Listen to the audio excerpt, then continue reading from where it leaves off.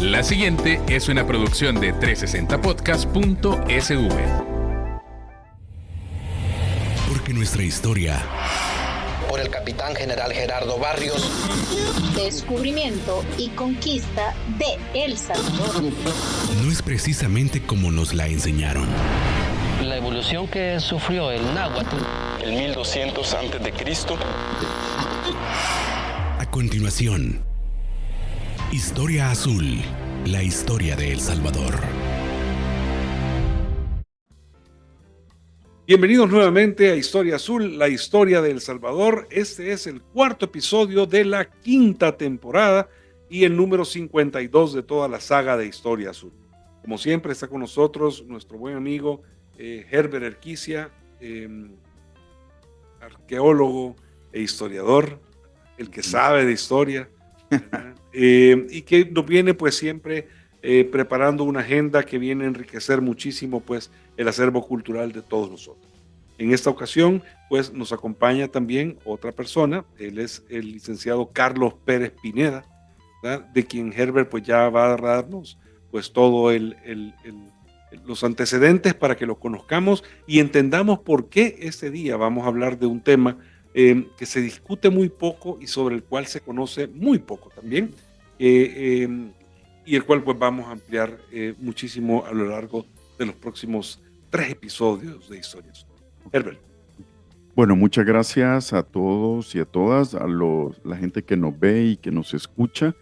Quiero darle la bienvenida al amigo y colega Carlos Pérez Pineda. Él es máster en historia y es también antropólogo. Como te decía, Charlie, antes de estar grabando, te decía que él es el historiador que investiga la historia militar y que es el único que tenemos en El Salvador y que es sumamente importante. Tiene una serie de libros importantísimos. Hoy vamos a hablar sobre un libro que él hizo hace algunos años, ya hace 10 años estaba viendo, en el 2014 apareció, y el libro se llama, y cito, "Y perezca primero la patria, que humillarse sin brío ni honor", y es la guerra centroamericana contra los filibusteros 1856-1857. Carlos, en este sentido, aborda lo que en El Salvador muchas veces conocemos como la guerra de los filibusteros o la guerra en contra de William Walker, que a veces parecemos que se dio algo como muy lejano allá en Nicaragua, ¿verdad? Pero que toca también las entrañas del Salvador y de Centroamérica. Entonces, yo quiero dar la bienvenida al amigo y colega Carlos Pérez Pineda, quien nos estará acompañando, como ya decía Charlie, en estos episodios, porque es difícil hablar de un tema tan complejo y con tantas fuentes que Carlos obtuvo para este libro y que yo entiendo que está haciendo también como una ampliación de él. La secuela. La secuela, no sé, él ya nos contará. Y por otra parte, creo que es fundamental que este episodio lo vinculamos con el anterior, que tenía que ver con la Federación Centroamericana y con, digamos, ese fallido intento de unir a los pueblos, a los estados centroamericanos, pero que en un momento cuando hay una invasión, digamos, en este caso de filibusteros, pues hay una especie de unión, por lo menos en política y de ejército, ya nos dirá Carlos, para poder echar al enemigo, digamos, al forastero, al extranjero, al filibustero. Así que, Carlos, bienvenido y este es tu programa, ¿verdad? Estoy muy agradecido de tenerte acá y de tenerte desde Heredia, Costa Rica. Muchas gracias. Muchas gracias. Un saludo a mi colega y buen amigo Heriberto Erquicia y a don Carlos Arévalo, que he tenido el gusto de conocer en este momento, y a todos los salvadoreños que nos ven y nos escuchan. Para mí es un gusto estar acá. Centroamericanos y demás, ¿verdad? Carlos, Exactamente. Carlos, perdona, fíjate que uno siempre escucha la guerra, los filibusteros, y siempre lo asocias como algo criminal. Pero me puse a buscar, y los buenos amigos de Wikipedia nos dan como varias referencias interesantes. En francés es filibustier, en inglés freebooter, en neerlandés Braaigbouter, que se hace libremente.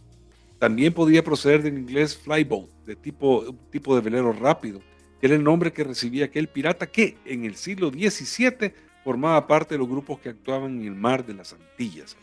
Y a diferencia de otros piratas, y eso es interesante, estos no se alejaban de la costa, ¿verdad? Sino que bordeaban y saqueaban punto tras punto, tras punto, tras punto, tras punto, durante toda su travesía, ¿verdad? Al final, creo yo que es como para unir conceptos y entender que estos tipos eran ladrones, ¿verdad? Eran criminales y a veces mercenarios, ¿verdad? Que trabajaban para un patrón que los mandaba a realizar este tipo de acciones. Eso pone otro contexto, porque ya desde entrada, desde la costa, les montamos los cañones a todos. Sí, aunque el término filibuster es un término peyorativo, ofensivo, fueron llamados de esa manera. Ellos no se llamaban a sí mismos filibusteros y no eran piratas, definitivamente. No eran piratas, eran aventureros, puede llamarle, expansionistas, supremacistas, eso sí podemos calificarlos. Y dirigidos por un hombre visionario, convencido de la necesidad de extender la civilización americana al resto de los países de la región, ¿verdad? Él estaba interesado sobre todo en la región centroamericana y del Caribe. Pero no, el término filibustero es un término peyorativo y es el término que se le daba a los piratas. No es casual que el presidente, no era presidente, aquí vamos a aclarar una cosa y aquí vamos a vincularlo con la federación. La federación fue un proceso que se extendió entre 1824 y 1849. Fracasó. La década de 1840 fue extremadamente inestable y violenta. Al iniciarse el decenio de 1850, también continuaron las rivalidades faccionalistas, porque ese es un concepto importante. Las luchas eran faccionalistas. Y en Centroamérica hay estados. Y las personas que mandaban en los estados no se llamaban presidentes. Este era un concepto no apropiado, porque iba en contra de la aspiración de reunificar a Centroamérica. Entonces se le llamaba jefes de Estado. Jefes de Estado, ese era el término, ¿verdad? El Salvador, que no se llamaba El Salvador, se llamaba Salvador. Por eso es que la Gaceta dice del Salvador, ¿verdad? El término El Salvador se oficializó en la década de 1950. Hay un librito que publicamos allá en la dirección de investigaciones del Ministerio de Cultura, escrito por uno de nuestros jóvenes investigadores talentosos, explica toda esta cuestión. Pero era Salvador. Entonces, la situación de los salvadoreños era muy especial. Estaba agotado el Estado, ¿verdad? Estaba agotado por estas guerras incesantes, eran guerras faccionalistas de muy corta duración, pero que demandaban grandes recursos en de estas economías empobrecidas y de pequeñísima escala, en donde los ingresos del Estado eran prácticamente la alcabala marítima, que era el impuesto, llamémosle un impuesto de aduana para que los estimados radio oyentes puedan entenderlo, ¿verdad? Y ya, ¿verdad? O sea, eso era, había también un impuesto dentro del territorio que era la alcabala. Tiene su origen su origen en el periodo, colonial, ¿verdad? Y alcabala creo que viene hasta del árabe, ¿verdad? Entonces, los salvadoreños estaban agotados, hartos. Todavía se paga alcabala.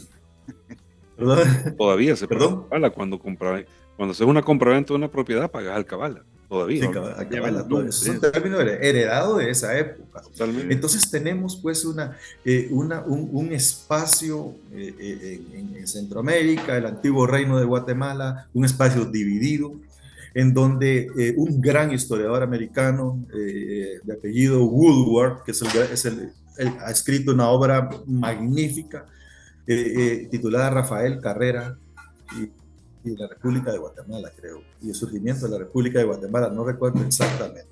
Y Woodward nos presenta un inicio de década muy especial, en donde hay lo que él denomina el eje Costa Rica-Guatemala. Es un eje conservador, son los dos estados en donde hay mayor estabilidad política, y son estados que se han vinculado con el Reino Unido de la Gran Bretaña y Irlanda. Entonces, aquí hay, según Woodward, hay un reparto de influencias acá. La esfera de influencia de Guatemala es Honduras y El Salvador. Y la esfera de influencia de Costa Rica es Nicaragua. Costa Rica es el único estado centroamericano que participa en esta guerra nacional con aspiraciones territoriales. Porque Costa Rica comenzó a exportar café en la década de 1840. Hubo una primera exportación de café hacia Chile, que fue un alemán que exportó unos cuantos sacos de café, pero Costa Rica ya estaba vinculada al mercado mundial, al mercado atlántico.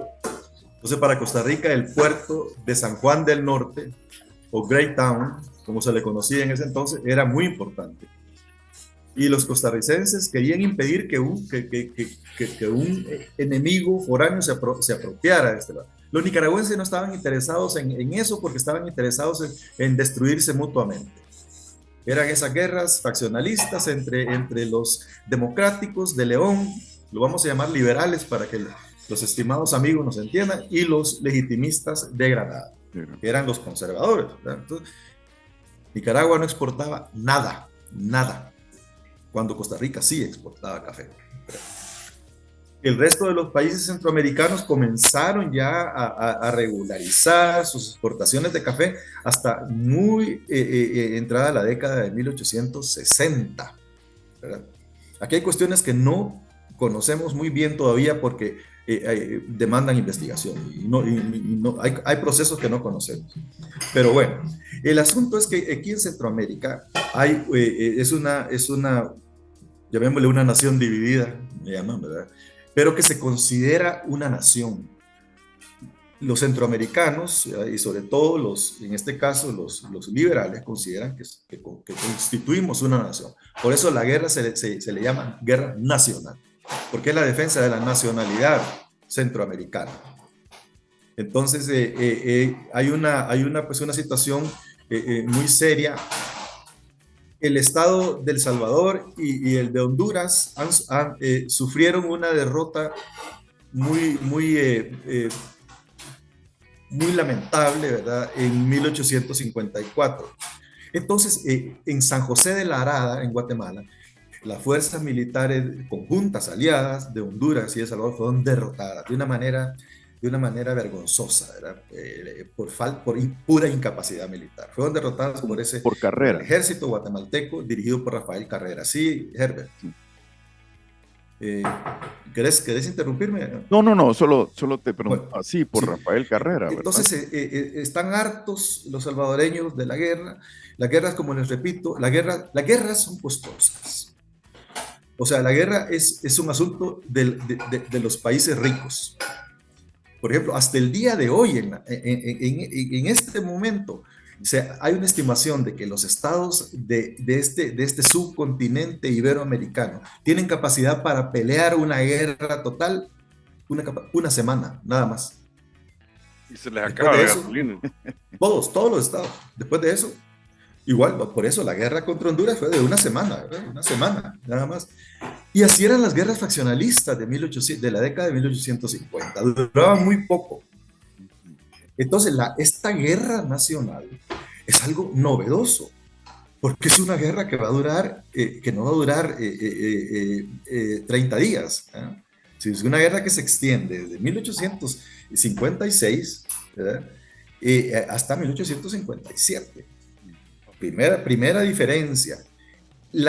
Había una guerra civil en Nicaragua que había comenzado en 1855. Walker llega a Nicaragua en 1855, ¿verdad?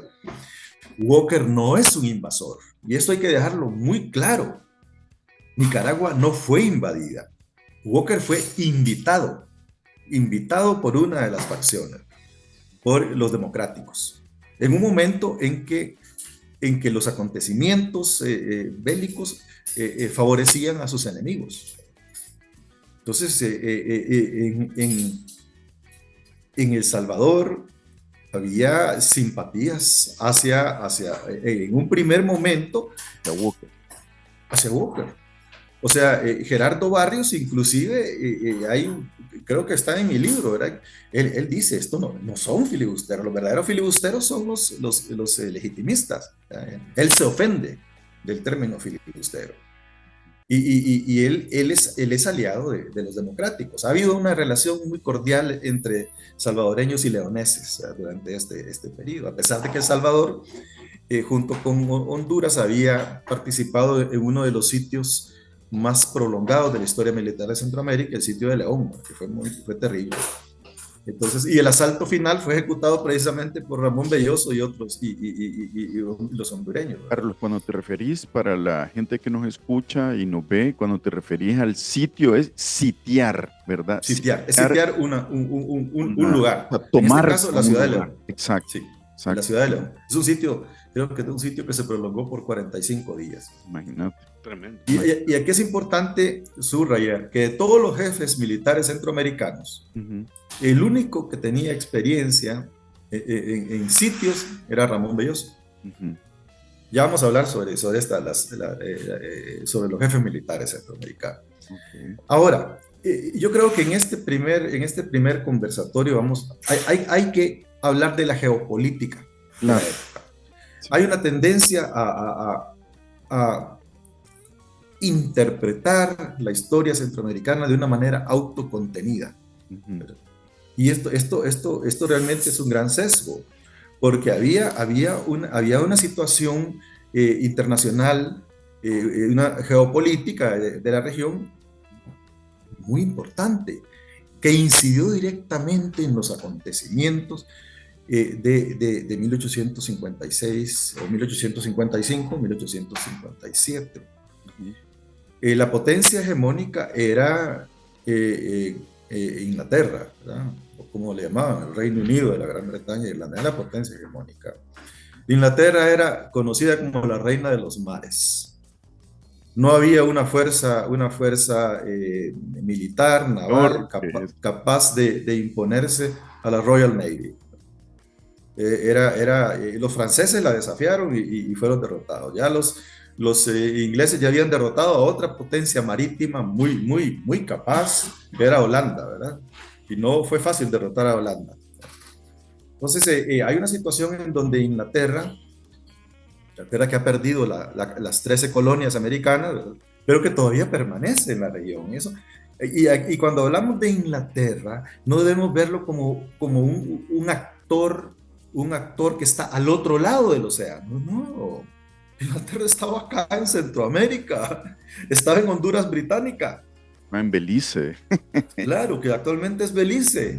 Estaba en la Mosquitia hondureña y nicaragüense, en Black River, que le llamaban, y en el reino Mosquitia. Y estaba desde la época colonial ahí, o sí. sea, yeah. Es importante la observación de mi amigo Erquicia.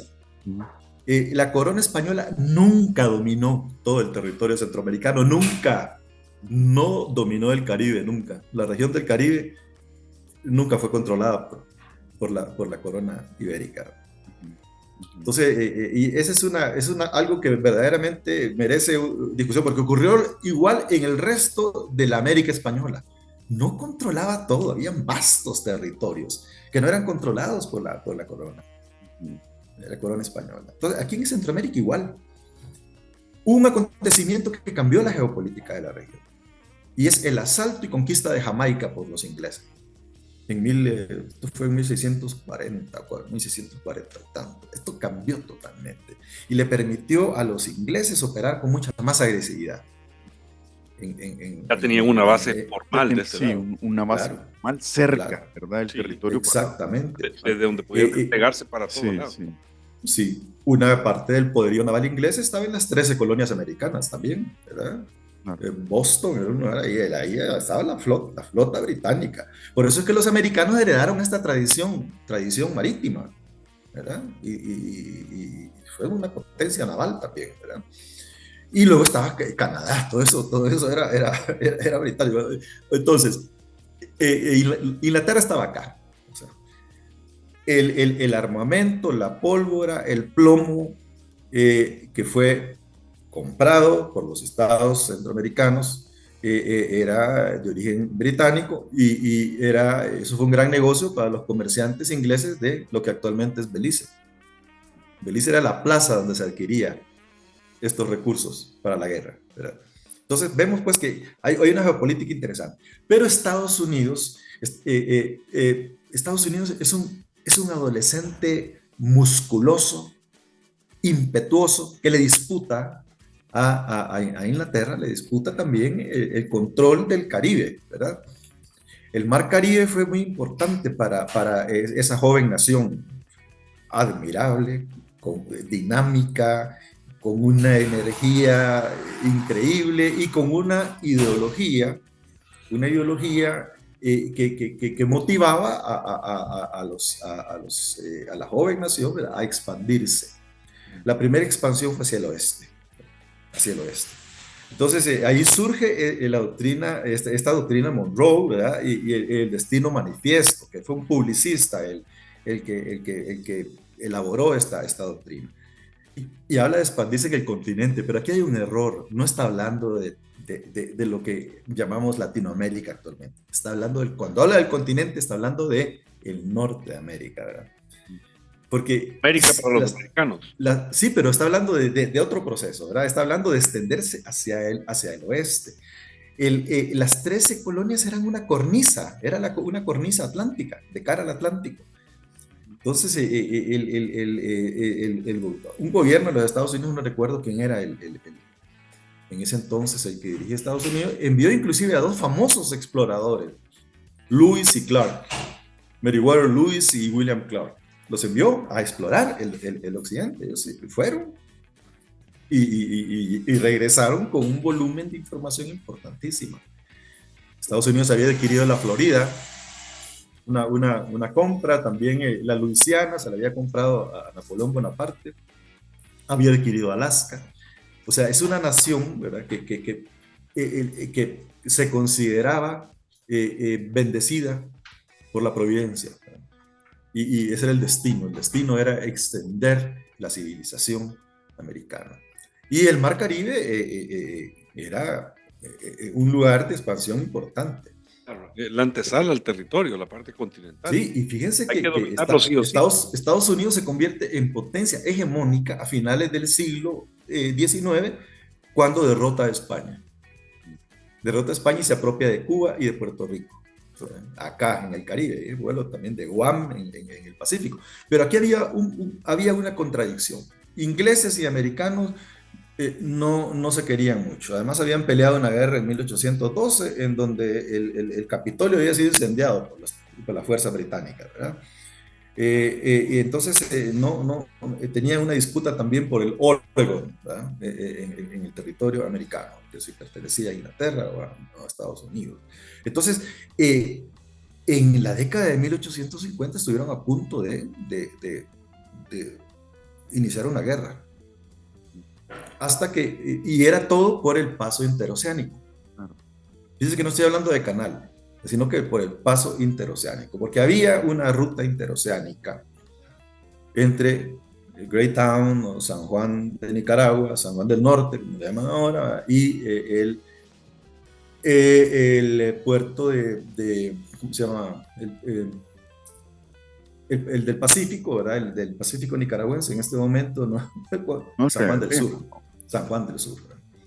Y es una ruta que era una ruta a través del río San Juan, a lo largo del río San Juan, y llegaba al lago de Nicaragua, que por cierto, para su información, si colocáramos el lago de Nicaragua en el territorio salvadoreño, se come la mitad del territorio salvadoreño. Es enorme, enorme. Entonces había pues un gran interés en controlar la ruta. Carlos, perdón, por otra parte también ya había iniciado la ruta, el ferrocarril de Panamá. No, todavía no. Todavía no.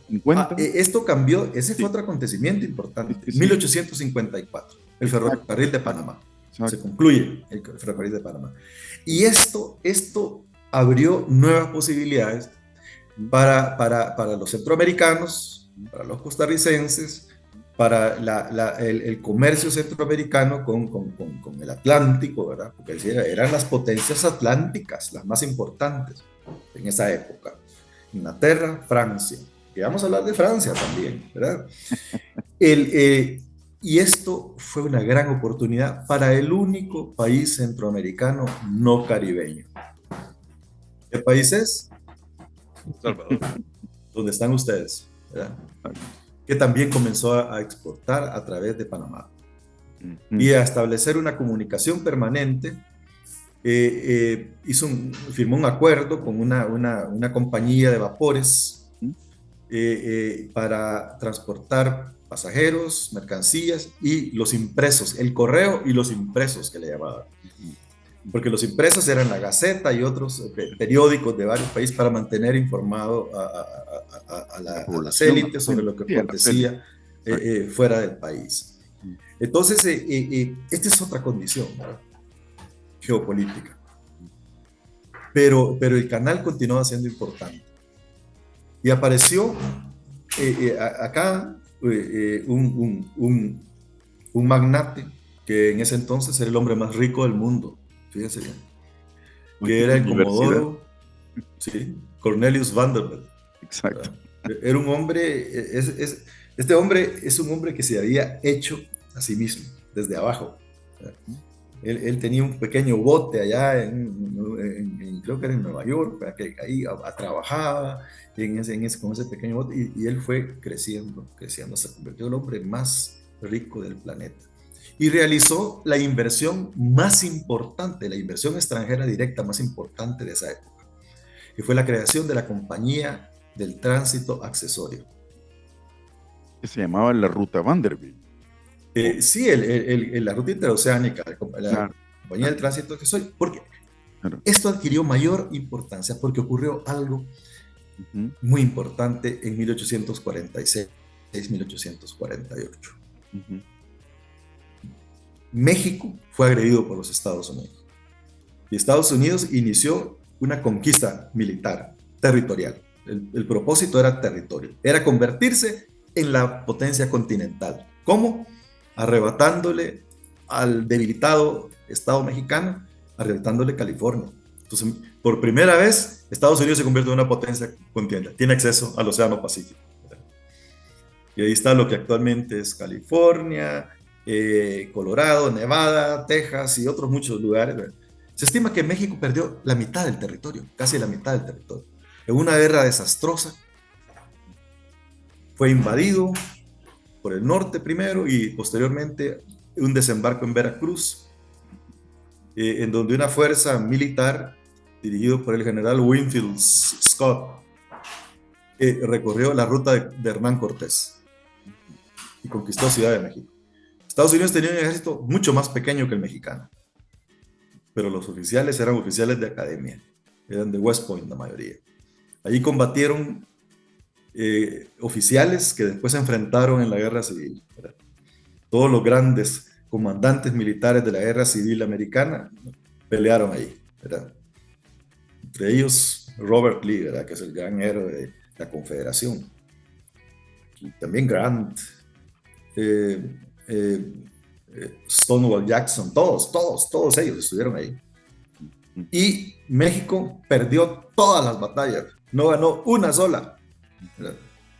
Porque los jefes militares mexicanos eran incompetentes totalmente, no sabían nada de arte militar. Y además México estaba dividido, también por el mismo faccionalismo, ¿verdad? También entre liberales y conservadores. Sí. Entonces, esto creó una nueva condición. Sí, Carlos. Yo tengo el nombre por ahí. Sí. Una persona descubrió oro en California. Y comenzó la fiebre del oro.